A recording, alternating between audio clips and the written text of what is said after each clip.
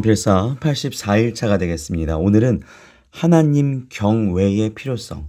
그러니까 하나님을 왜 우리가 경외해야 되느냐. 경외라는 것이 이제 밑에 사람이 위에 사람을 존경하고 그 사람 뜻에 따르는 경외라는 것을 오늘 한번 보시도록 하겠습니다.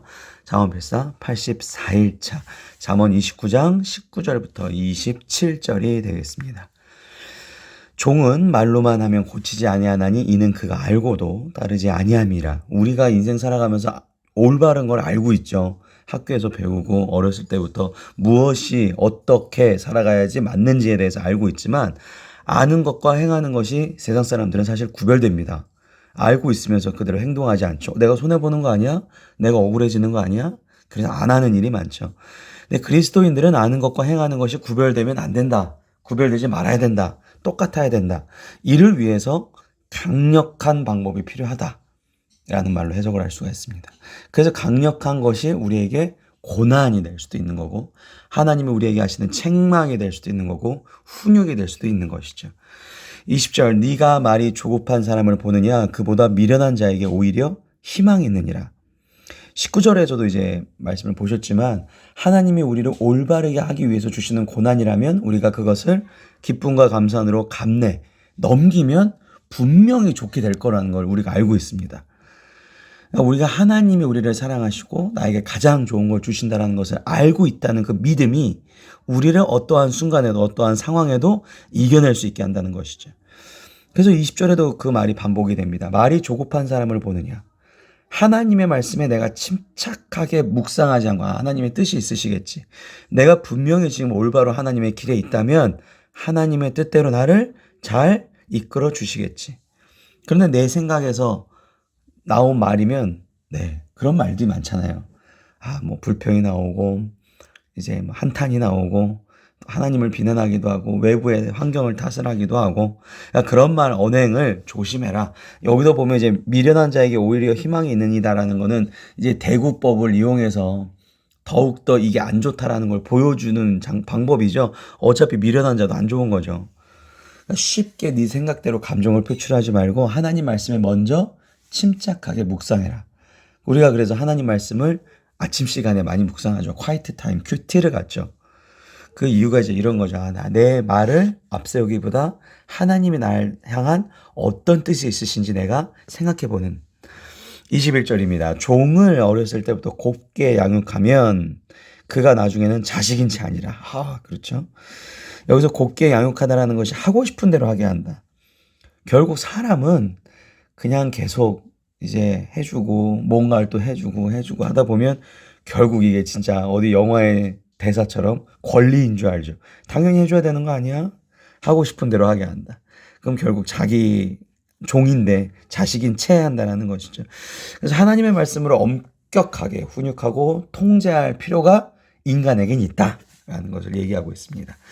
22절은 노하는 자는 다툼을 일으키고 성내는 자는 범죄함이 많으니라. 분노를 적절하게 절제하지 못함. 그게 인간의 이제 특성이기도 하죠. 적절하게 절제를 해야 되는데 그럼 그거에 대한 부정적인 결과가 인간 사이의 관계도 깨지고 분노를 적절하게 못하면 하나님과의 관계도 파괴가 된다. 그러니까 지금 잠언필사 계속 보시는데 잠언필사는 하나님의 경외의 필요, 하나님이 우리에게 왜 필요한지 왜 우리가 하나님의 율법대로 살아가야 되는지 계속적으로 나오고 있습니다. 우리의 부족함이죠. 우리의 부족한 걸 우리가 인정할 때 하나님의 전능하심을 우리가 체험하게 됩니다. 23절 사람이 교만하면 낮아지게 되겠고 마음이 겸손하면 영예를 얻느니라.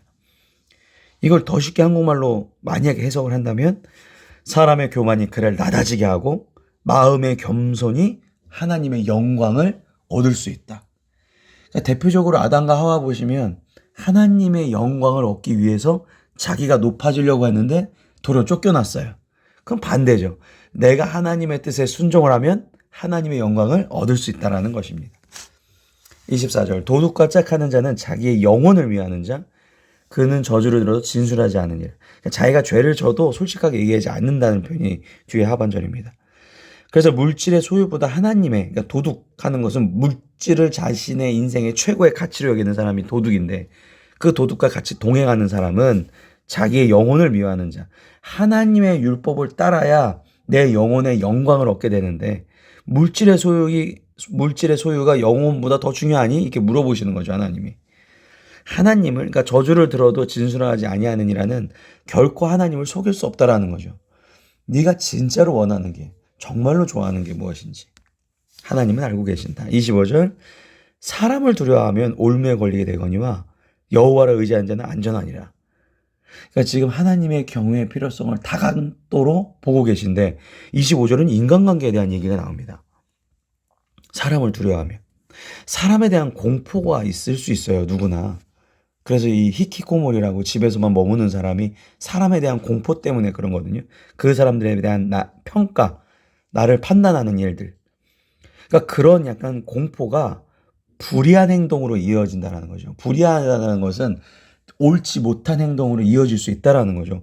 물론 피해자예요. 내가 피해자죠. 사람에 대한 공포를 내가 입었기 때문에 악인들의 어떠한 말로 내가 피해를 입었어요. 근데 그런 걸 가지고 너무 내가 신경을 거기에 쓰게 되면 나도 악인처럼 행동할 수 있다는 거예요. 왜 인터넷으로 악플을 다는 사람들, 나쁜 말 하는 사람들을 보면 어렸을 때 분명히 옳지 못한 어른들의 영향을 받은 거거든요. 그래서 그 사람이 그렇게 된 거죠. 그러니까 상처가 상처를 만드는 거죠. 그러니까 그 사람에 대한 그 불의한 행동으로 인해서 자신도 파탄케 한다.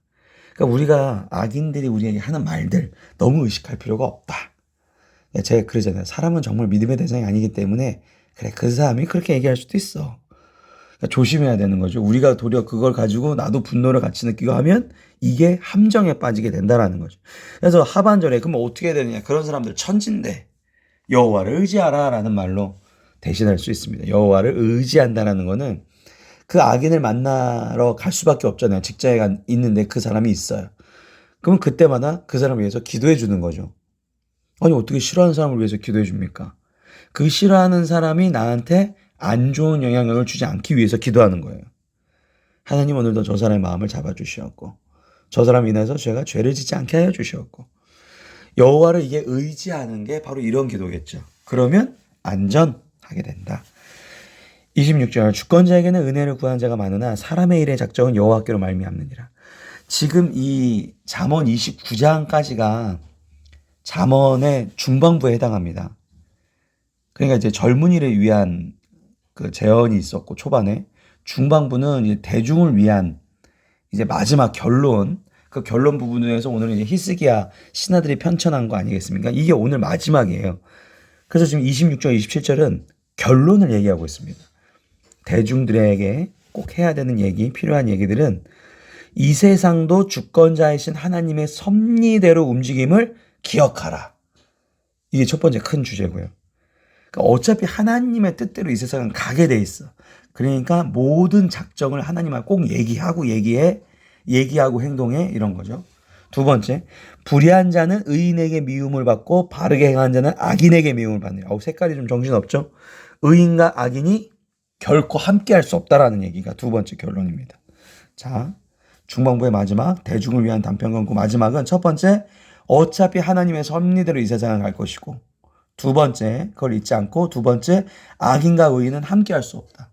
천국과 지옥이 왜 있는 겁니까? 천국과 지옥은 그 사람을 미워해서 정말로 하나님이 정말 너 미워 이렇게 해갖고 지옥에 보내는 그런 감념이 아니라 악인이 머물러 있는 장소, 하나님의 뜻에 벗어나는 사람이 머무는 장소가 지옥이고 의인이 머무는 장소가 어디죠?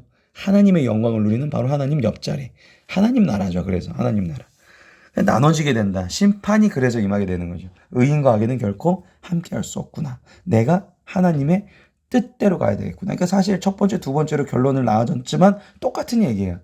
하나님의 뜻대로 살아가야 하나님 나라에 있다라는 얘기죠. 거기에 거할 수 있다. 오늘도 이것을 기억하시면서 하나님의 뜻대로 순종하시고 하나님의 계획하심 속에 승리하시는 저와 여러분 되시기를 바랍니다. 윤영 목사였습니다.